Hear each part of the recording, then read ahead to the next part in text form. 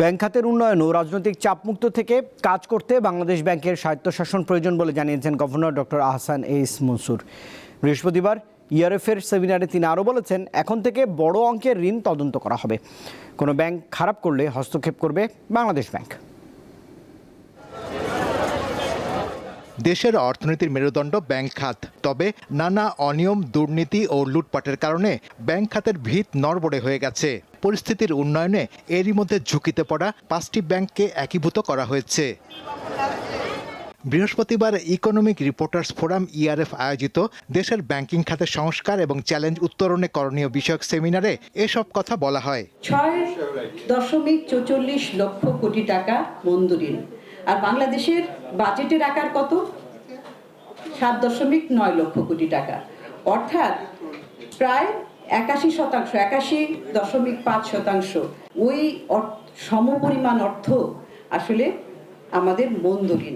বক্তারা জানান, শুধু সংস্কার করলেই সব ঠিক হয়ে যাবে না। এজন্য প্রয়োজন সুশাসন, নিয়মিত তদারকি এবং রাজনৈতিক সদিচ্ছা। রিফর্ম করার জন্য এখন মুশকিলটা হচ্ছে যে ব্যাংকিং সেক্টরে যা কিছু করি তা করলে কি সব হয়ে যাবে? হবে না। End of the day it depends on the political willingness. Bangladesh ব্যাংকের গভর্নর বলেন, আগামী সপ্তাহে সম্মিলিত ইসলামী ব্যাংকের নতুন লোগো উন্মোচন করা হবে। এখন যে কোনো ব্যাংক খারাপ করলে হস্তক্ষেপ করবে কেন্দ্রীয় ব্যাংক।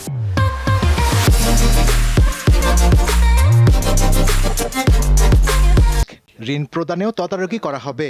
14টা ব্যাংকের বোর্ড ভেঙে দিয়েছি এবং সতর্কবার্তা হচ্ছে, যারাই কোনো রকম গভর্নেন্সের দিক থেকে পলিসি ফেলিয়ার করবেন, আমরা তাদেরকে হস্তক্ষেপ করব। তিনি জানান, ব্যাংক খাতের উন্নয়ন ও রাজনৈতিক চাপ থেকে মুক্ত হতে বাংলাদেশ ব্যাংকের স্বায়ত্তশাসন প্রয়োজন।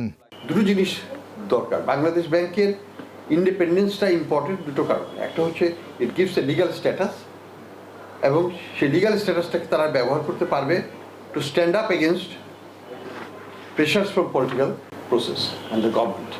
গভর্নর আশা প্রকাশ করেন, চলতি বছর শেষে দেশের বৈদেশিক মুদ্রার রিজার্ভ $35 বিলিয়ন উন্নীত হবে। তো আমরা তাদের সাথে কাজ করব। আমাদের একটা কম্প্রিহেন্সিভ প্ল্যান আমরা ডেভেলপ করছি।